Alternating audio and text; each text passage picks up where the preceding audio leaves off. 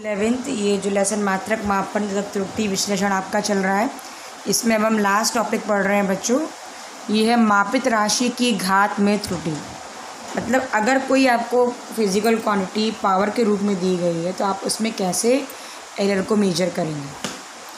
हमने माना बच्चों की जो a है, इस a की जो मेजर्ड वैल्यू है वो हमारी a plus minus delta a है, जहाँ डेल्टा a क्या है, इसकी निरपेक्ष त्रुटि है। और z के मान में हमने माना निरपेक्ष त्रुटि क्या है हमारी प्लस z। तो z की जो मेजर्ड वैल्यू होगी वो हमारी क्या हो जाएगी, z plus minus z is equal to, ऐसे a को रिप्लेस कर देंगे a plus minus delta a की पावर n। अब हमने क्या किया बच्चों, इसमें से z को बाहर लिया और इसमें से a को बाहर लिया। इसमें से अब जब z को बाहर निकाल लोगे, z को बाहर कॉमन ले लोगे, तो इस पूरी इक्वेशन में z से डिवाइड हो जाएगा। तो z बटे z 1 हो गया, plus minus delta z upon z। ऐसे ही जब आप इसमें से a को बाहर निकालोगे, पावर क्या है n, तो a की पावर n बाहर आ जाएगा। खाली a नहीं आएगा, पावर n भी बाहर आएगी। ठीक है, इस पूरी इक्वेशन में क्या होगा, a से डिवाइड हो जाएगा। तो 1 plus minus delta a upon a बचेगा। इसमें भी a से होगा, इसमें भी a से होगा। ठीक, अब ये जो वैल्यू है हमारी, ये वैल्यू हमारी z के बराबर है। तो हमने क्या किया कि a की पावर n को z से रिप्लेस कर दिया और इस z को इस z से हमने क्या दिया, काट दिया। अब इसको हमने बायोनोमियल थ्योरम से खोला। बायोनोमियल थ्योरम मैंने इससे पहले वाले इसमें ही बताई थी कि 1 प्लस एक्स की power n is equal to होता है 1 plus n x plus n into n minus 1 x square upon factorial 2 plus n into n minus 2 x cube upon factorial 3। इस तरीके से हमारी बायोनोमियल थ्योरम होती है, द्विपद प्रमेय होती है। तो इसमें ये जो वैल्यू है हमारी, ये बच्चों एक्स की वैल्यू है। क्योंकि ये वैल्यू बहुत छोटी होती है तो हम इसको खाली 2 टर्म तक ही खोलते हैं, 1 प्लस एन एक्स तक, यानी कि इस एक्स की वैल्यू में एन का मल्टीप्लाई हो जाएगा। तो यानी 1 प्लस माइनस एन डेल्टा ए अपॉन ए हो जाएगा। ठीक, अब इस 1 से 1 हमारा कट गया, तो plus minus delta Z upon Z is equal to plus minus N delta A upon A आ गया। ठीक, अब अगर हम चाहते हैं कि ये जो भिन्नात्मक त्रुटि ये मैक्सिमम हो, तभी जब दोनों के मान सेम होंगे। हमने दोनों के मान सेम ली तो हमारे पास क्या आ गया, एन डेल्टा ए अपॉन ए। इसका मतलब ये हुआ कि किसी भौतिक राशि z के मापन में जो त्रुटि होती है, भिन्नात्मक त्रुटि, वो राशि a की भिन्नात्मक त्रुटि की n गुना होती है। अगर कोई भौतिक राशि z a पर डिपेंड करती है, a के घातांक पर डिपेंड करती है, तो z के मान में होने वाली भिन्नात्मक त्रुटि का अधिकतम मान उस a की या उस राशि a की माप में भिन्नात्मक त्रुटि का n गुना होता है। ये तो आपकी एक वैल्यू होगी। अगर मान लो सपोज अगर z इज इक्वल टू होता a square b q upon c square, कई सारी वैल्यूज़ पर अगर z डिपेंड कर रहा है, तो उस केस में जब आप भिन्नात्मक त्रुटि लोगे तो क्या लोगे, ये हो जाएगी डेल्टा z अपॉन z। ये तो मैक्सिमम वैल्यू हो गई। जैसे कि अभी आप लोगों ने देखा a की पावर n का लेंगे तो 2 हमारा आगे आ जाता है, n आगे आ गया था ना, तो जगह 2 delta a upon a। Multiply वाले में आपने देखा कि मल्टीप्लिकेशन में प्लस साइन होता है तो प्लस हो गया। फिर ये b क्यूब है तो पावर आगे जाएगी 3 डेल्टा b अपॉन b हो जाएगा। ठीक, अब आपने डिवाइड वाले में भी देखा कि प्लस साइन आता है तो प्लस हो गया। अब ये सी स्क्वायर है तो 2 आगे आ जाएगा इसकी power delta c upon c। तो इस तरीके से ये हमारी क्या हो जाएगी, z के मान में मैक्सिमम भिन्नात्मक त्रुटि हो जाएगी। और यहाँ पर आप डेल्टा a और a की वैल्यू डेल्टा b और b की वैल्यू डेल्टा c और c की वैल्यू को निकाल लीजिए। यहाँ डेल्टा a क्या है, a के मान में निरपेक्ष त्रुटि, डेल्टा b क्या है, b के मान में निरपेक्ष त्रुटि, और डेल्टा c क्या है, c के मान में निरपेक्ष त्रुटि। ठीक है, और a b c actual values है। अगर आपको निरपेक्ष त्रुटि नहीं दी गई है, आपको a की वैल्यू दी गई है, सपोज़ अगर a बराबर आपका दिया है 2.52 सेंटीमीटर, और अगर आपको निरपेक्ष त्रुटि निकालनी है तो जो निरपेक्ष त्रुटि होती है बच्चों लीस्ट काउंट के बराबर होती है। तो उसकी जो लीस्ट काउंट है वो डेसिमल के एक प्लेस तक दूसरे प्लेस तक है, यानी कि 0.01 सेंटीमीटर, ये इसकी लीस्ट काउंट हो जाएगी। तो डेल्टा ए की वैल्यू हो जाएगी। तो इस तरीके से आप ए की वैल्यू से डेल्टा ए की वैल्यू को निकाल कर इसमें रखकर मैक्सिमम भिन्नात्मक त्रुटि को निकाल सकते हो। अब कुछ एग्जाम्पल्स हम लेके चल रहे हैं। जैसे एक ही क्वेश्चन है, एक गोले की त्रिज्या 2.1 प्लस माइनस 0.5 सेंटीमीटर है। गोले के पृष्ठ क्षेत्रफल में प्रतिशत वृद्धि ज्ञात कीजिए। बच्चों ये वैल्यू तो हमारी आर की है और ये जो वैल्यू है डेल्टा आर की है, मतलब जो निरपेक्ष त्रुटि है आर में वो हमारी कितनी 0.5।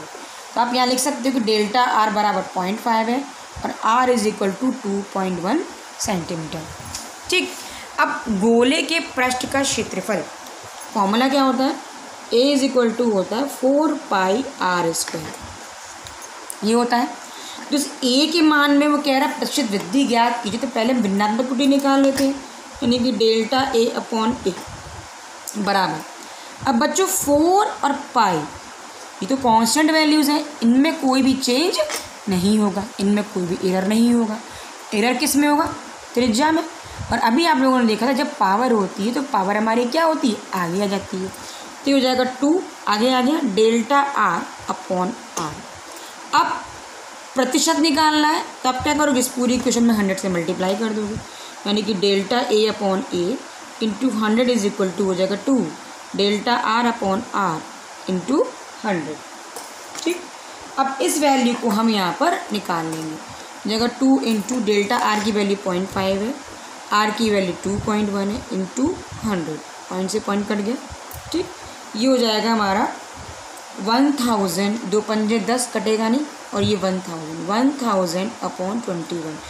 जब आप डिवाइड करोगे, जब आप ये प्लस माइनस और आगे आएगा, क्योंकि यहाँ पर ये प्लस माइनस था, ये प्लस माइनस आगे आ जाएगा, ये हो जाएगा प्लस माइनस डिवाइड करेंगे तो 47.6% आंसर हमारा आ जाएगा। 100 का मल्टीप्लाई करने से किस में कन्वर्ट हो गया, परसेंटेज में कन्वर्ट हो गया। ठीक है, अब इसके बाद एक क्वेश्चन तो ये हो गया। एक दूसरा टाइप क्या है, जैसे आपको ये दिया हुआ कि जो एस है वो ए बी सी पर डिपेंड करता है, और ए बी सी के मापों में आपको यह परसेंटेज एरर दिया है कि ए में प्रतिशत त्रुटि 1% है, बी में 2% है, 3 में 3% है, तो एस के मान में निकालिए। ठीक, अब जो फॉर्मूला है हमारा वो क्या है, एस इज इक्वल टू हमको क्या दिया है, a³ b² अपॉन सी, ये दिया हुआ है। हमें क्या निकालना है, मैक्सिमम परसेंटेज एरर निकालना है। तो डेल्टा एस अपॉन एस, ये तो मैक्सिमम त्रुटि हो गई। परसेंटेज के लिए हम क्या करेंगे, 100 से मल्टीप्लाई कर देंगे बराबर। अब जैसे अभी आप लोगों ने देखा तो पावर वाले में क्या होता है, पावर आगे आ जाती है।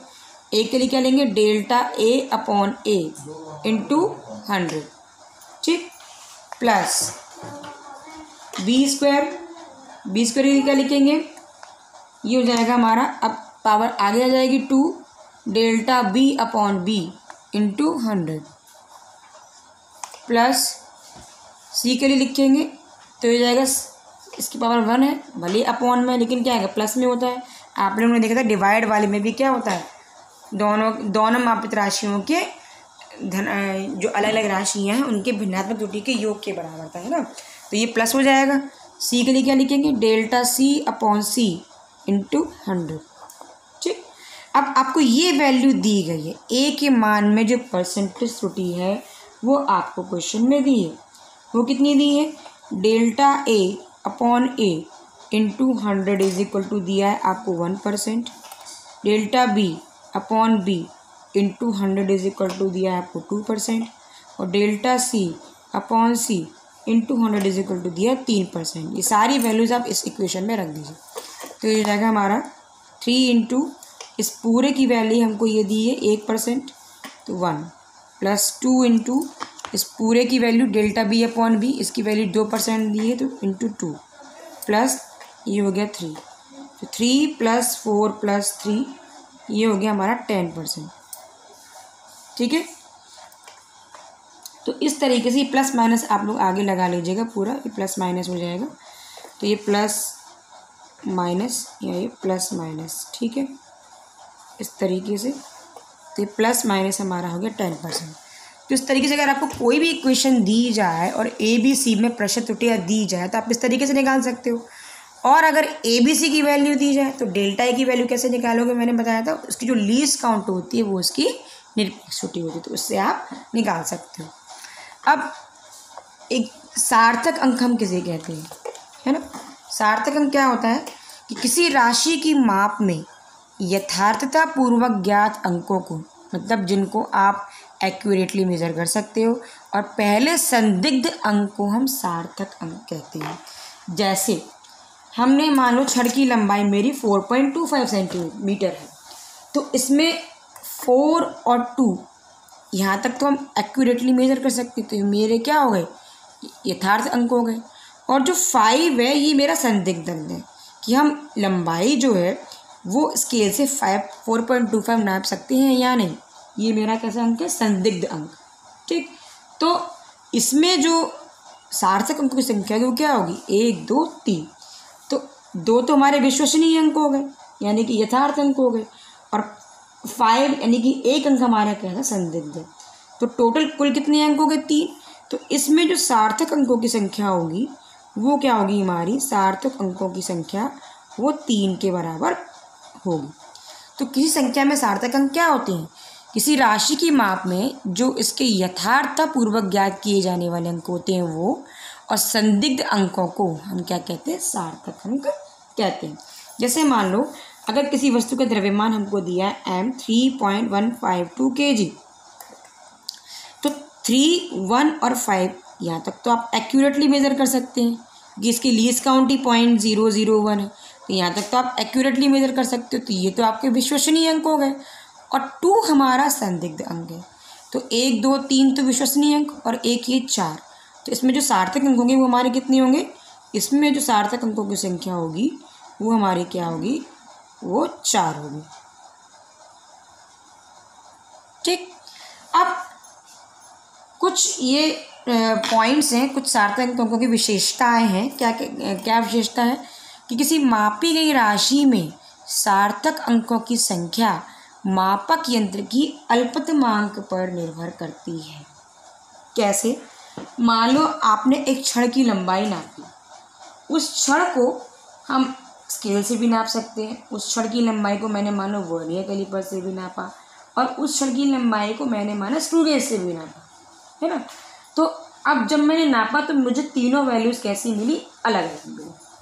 जैसे जब मैंने उसको स्केल से नापा, तो स्केल से नापने पर जो छड़ की लंबाई मुझे मिली वो मैंने माना मुझे मिली 2.5 सेंटीमीटर।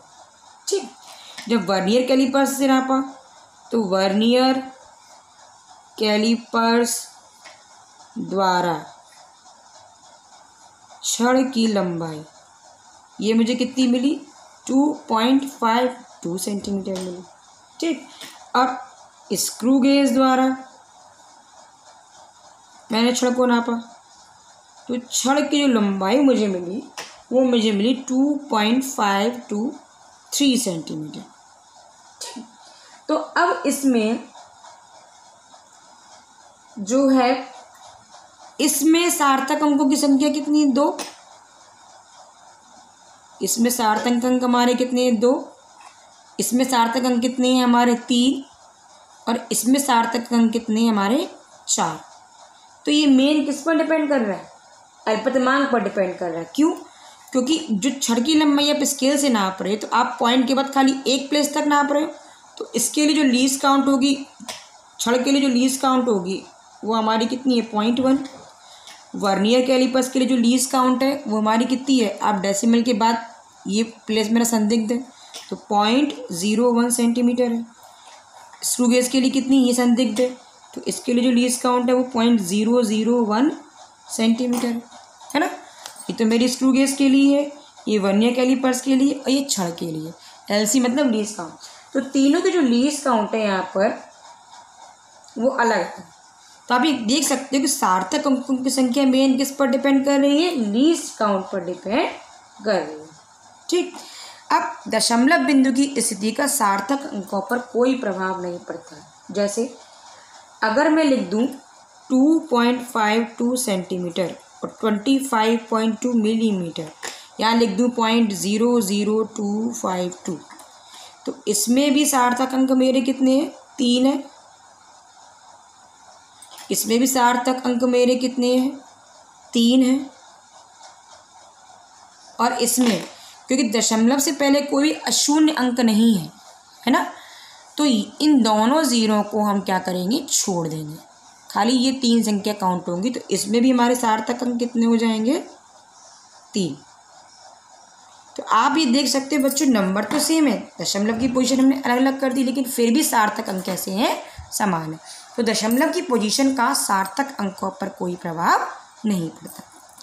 तीसरा इसका नियम, तीसरी इसकी विशेषता क्या है कि किसी भी माप में सार्थक अंक जितने अधिक होंगे उस माप में प्रतिशत त्रुटि उतनी ही कम होगी। जैसे अभी मैंने जैसे लिया था, जो मीटर स्केल था, हमने छड़ की लंबाई 2.5 सेंटीमीटर नापी, तो अधिकतम प्रतिशत त्रुटि क्या होगी, इसमें जो निरपेक्ष त्रुटि होगी डेल्टा ए, वो किसके बराबर होगी, डेसिमल की एक प्लेस तक हम एक्यूरेट मेजर कर सकते हैं, यानी कि 0.1 सेंटीमीटर इसकी लीस्ट काउंट हो गई।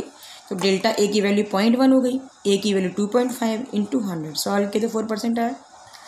जब वर्नियर कैलिपर्स द्वारा नापा तो लंबाई मेरी आई 2.52 सेंटीमीटर। अब इसमें जो लीस्ट काउंट है, या आप कह सकते हो निरपेक्ष त्रुटि, वो क्या होगी, डेल्टा ए। हम इस प्लेस तक इसको एक्यूरेट मेजर कर सकते हैं, यानी कि पॉइंट ये मेरी हो गया 0.1 सेंटीमीटर, डेल्टा ए की वैल्यू होगी, ए की वैल्यू ये है, तो 0.0252 इंटू 100, पॉइंट से पॉइंट कट गया, दशमलव के बाद 2 नंबर यहाँ पर, दशमलव के बाद 2 नंबर यहाँ पर है, हमने इस पॉइंट को इस पॉइंट से हटा दिया। 1 का 100 मल्टीप्लाई करोगे 100 आ गया, अपॉन 252 डिवाइड करोगे तो क्या आंसर आएगा, 0.4%। अब देखो बच्चों, यहाँ लीस्ट काउंट हमारी कम होती जा रही है, तो जो हमारी जो प्रतिशत त्रुटि वो भी कम होती जा रही है, और सार्थक अंक बढ़ते जा रहे हैं। इसमें 2 थे, इसमें सार्थक अंक 3 हो गए, तो लीस्ट प्रतिशत त्रुटि उतनी ही कम होगी। ठीक, अब स्क्रू गेज द्वारा हमने निकाला, हमने हमारा 2.250 है, तो इसके लीस्ट काउंट हमारी क्या हो जाएगी, इस प्लेस तक आप एक्यूरेट मेजर कर सकते हो, ये दोनों 0 हो जाएंगे, तो डेल्टा की वैल्यू क्या हो जाएगी, 0.001 सेंटीमीटर। अगर कोई नंबर आपको 2.5645 दिया है, अगर आपको लीस्ट काउंट निकालनी, तो इसका मतलब इस लास्ट प्लेस तक वो एक्यूरेट मेजर कर रहा है, तो बाकी के तीनों नंबर क्या हो जाएंगे, 0, 0.0001, ये इसकी निरपेक्ष त्रुटि कह सकते हो या इसकी लीस्ट काउंट कह सकते हो, वो एक ही बात होती है। ठीक, तो ऐसे इसमें जो निरपेक्ष त्रुटि क्या होगी या अधिकतम त्रुटि क्या होगी, इसकी लीस्ट काउंट क्या होगी, 0.001 सेंटीमीटर। तो अधिकतम प्रतिशत त्रुटि हम कैसे निकालेंगे, डेल्टा ए अपॉन 8 इंटू 100, निरपेक्ष त्रुटि है ना, वैल्यू को रख के सॉल्व किया तो 0.04%। अब इसमें जो आपके सार्थक अंक हैं वो कितने हैं, इसमें सार्थक अंक हमारे कितने हैं, 4। ठीक, तो आप लोगों ने क्या देखा कि जैसे जैसे हम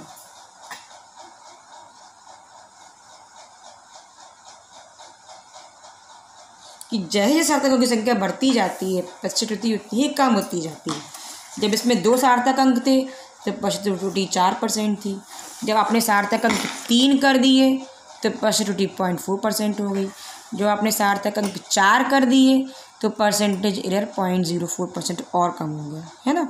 तो सार्थक अंक का मान बढ़ने पर परसेंटेज एरर कम होता जाता है।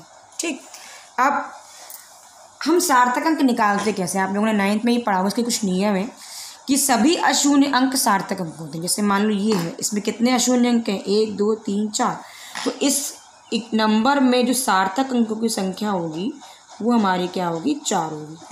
ठीक, दूसरा नियम क्या है कि 2 अशून्य अंकों के बीच में जितने भी शून्य होंगे वो सब सार्थक अंक होते हैं। जैसे कि ये तो 2 0 हैं, वो 2 और 3 के बीच में आ रहा है, तो इन 0 को भी हम सार्थक अंकों में काउंट करेंगे।